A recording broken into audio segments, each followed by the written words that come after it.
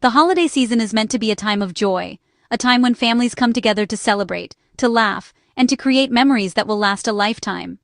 The air is filled with the scent of pine and cinnamon, and the world seems to slow down, if only for a moment, to bask in the warmth of togetherness. But for the Reiner family, one December night in 2025 would become a nightmare, a night that would forever change the way they remembered the holidays. What began as a festive gathering soon spiraled into something much darker, casting a long shadow over their family's traditions. Conan O'Brien's annual Christmas party was in full swing, with Hollywood's elite mingling under festive lights. The laughter was loud, the music upbeat, and the clinking of glasses echoed through the grand hall. It was the kind of event where everyone wanted to be seen, a place where the city's most influential figures let their guard down, if only for a night. Among the guests were director Rob Reiner, his wife Michelle, and their son Nick. The Reiners arrived together, dressed in their holiday best, hoping for a night of lighthearted fun and connection. For Rob and Michelle, it was a chance to step away from the pressures of their public lives and simply enjoy being a family. The evening soured when Nick, perhaps feeling out of place or searching for a sense of belonging, tried to join a private conversation between Bill Hader and another guest. The moment was awkward, the kind of social misstep that can happen to anyone, but for Nick, it seemed to carry extra weight. Hader politely asked for privacy, his tone gentle but firm, hoping to diffuse the situation. But Nick just stared, silent and intense, his eyes fixed on the group. The tension in the room became palpable, and the festive atmosphere seemed to freeze, if only for a few seconds. Guests shifted uncomfortably, unsure of how to react. After a tense moment that felt much longer than it was, Nick stormed off, his departure abrupt and jarring. He left behind a room full of confused and concerned faces. The energy of the party suddenly changed. Guests whispered among themselves, unsettled by the strange encounter. The incident became the subject of hushed conversations, as people tried to make sense of what they had just witnessed. The party's joyful mood was replaced by a sense of unease that lingered in the air. For Rob and Michelle, it was another sign of the storm brewing within their family, a private pain now on public display. They exchanged worried glances, their hearts heavy with concern for their son.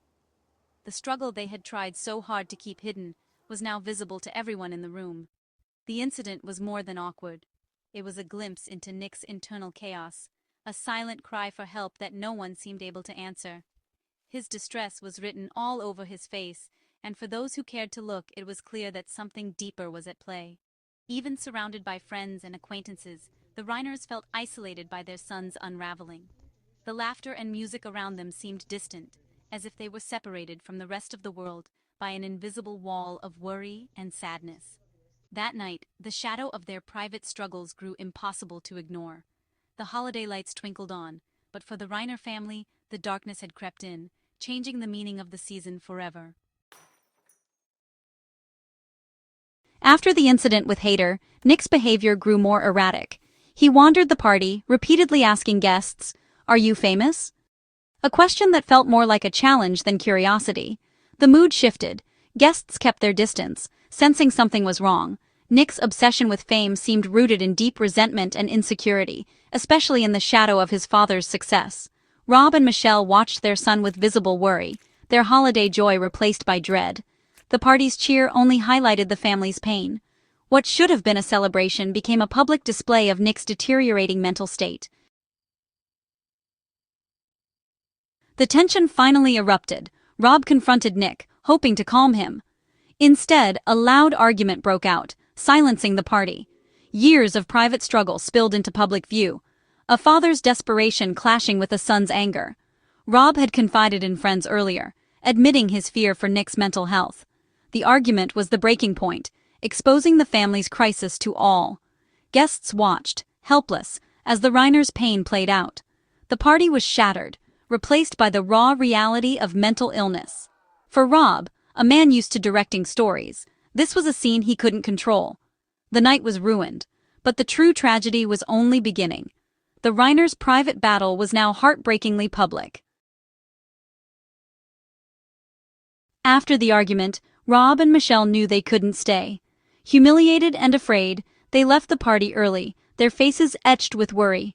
Their departure was somber, a retreat from public scrutiny to face their crisis alone. Nick didn't leave with them. The family fractured in that moment.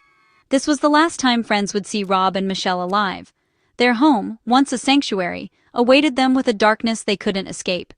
They tried to do the right thing, but the pain followed them home. The night's events set the stage for an unthinkable tragedy. Nick's struggles weren't new. They'd haunted the family for nearly 2 decades. Since his teens, Nick battled severe addiction, cycling through rehab after rehab. His substance abuse was relentless, intertwined with mental health issues. In the weeks before the tragedy, his behavior grew more erratic and frightening. Rob and Michelle lived in constant fear, watching their son slip away. Nick's resentment toward his father and his own sense of inadequacy fueled his turmoil. The events at the party were just the latest flare-up in a long, painful battle. The family's heartbreak was years in the making. In 2015, the Reiner family took a bold and deeply personal step. They transformed their private pain into a work of art, with the film Being Charlie. This wasn't just another Hollywood project. It was a story born from real-life struggle, heartbreak, and the hope for understanding. The process of making the film was both cathartic and challenging, as it forced the family to confront their most difficult memories and emotions. Co-written by Nick Reiner and directed by his father, Rob Reiner, Being Charlie is a semi-autobiographical film that closely mirrors Nick's own battles with addiction and the complicated, often painful relationship he shared with his father. The script drew directly from their lived experiences, capturing the rawness of their arguments, the moments of despair, and the rare glimpses of hope that kept them going. For both Nick and Rob, the film became a way to process their trauma together, using creativity as a bridge to reconnect. The act of writing and filming was a raw, honest attempt to make sense of their pain, to find meaning in the chaos, and to reach out to others who might be struggling in silence. Rob Reiner spoke openly in interviews and public appearances about the heartbreak of loving a child who is addicted.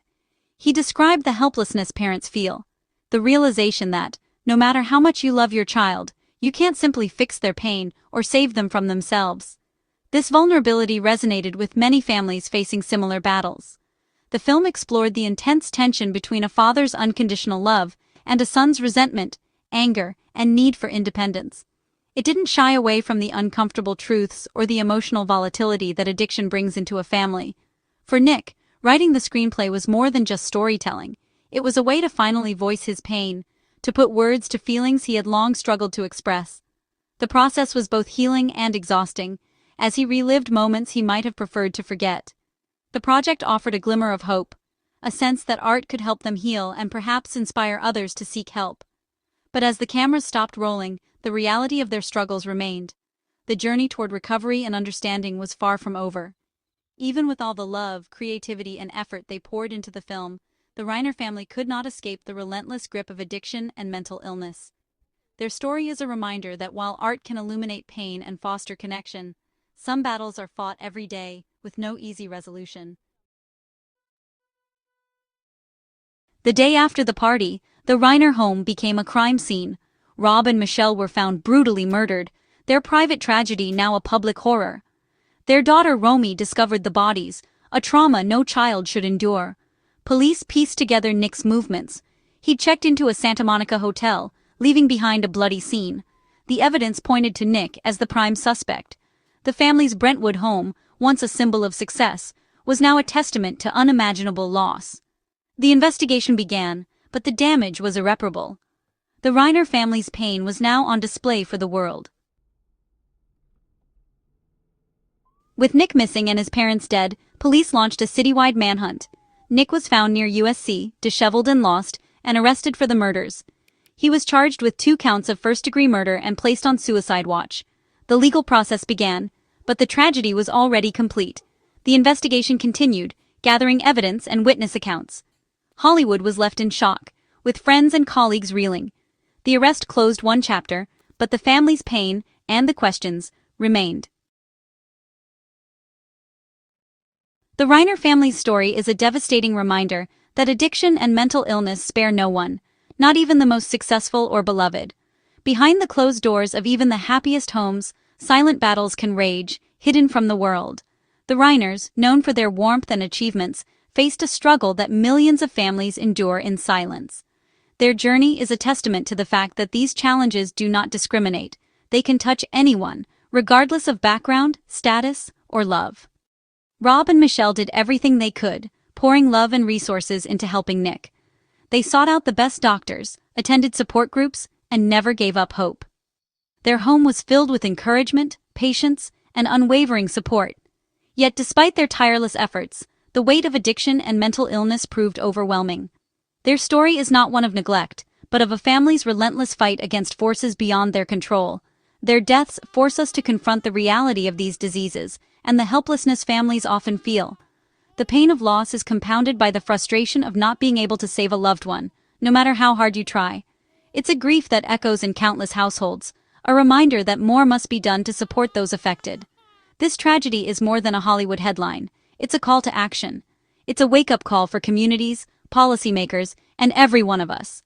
The Reiners' loss is a stark illustration of the urgent need for change in how we address mental health and addiction. We must talk openly about mental health and addiction, removing stigma and offering real support. Honest conversations can break down barriers and encourage those suffering to seek help without fear or shame. When we share our stories and listen without judgment, we create a community where healing is possible. These are illnesses, not moral failings, and they require compassion and care. Just as we rally around those with physical illnesses, we must extend the same empathy and resources to those facing mental health challenges. Compassion can be the difference between hope and despair. Better access to treatment is essential. No one should face this alone. We need more affordable care, more trained professionals, and more community resources so that help is always within reach. Every person deserves the chance to recover and rebuild. If you or someone you love is struggling, reach out. Help is available. There are hotlines, support groups, and professionals ready to listen and guide you. Taking the first step can be hard, but it can also be life-saving. The Reiners' pain must not be in vain. Let their story inspire change. Let it move us to demand better systems, to support one another, and to never look away from those who are suffering. Speak up, seek help, and support those fighting invisible battles every day. Together we can build a future where no family has to endure this pain alone, and where hope and healing are within everyone's reach.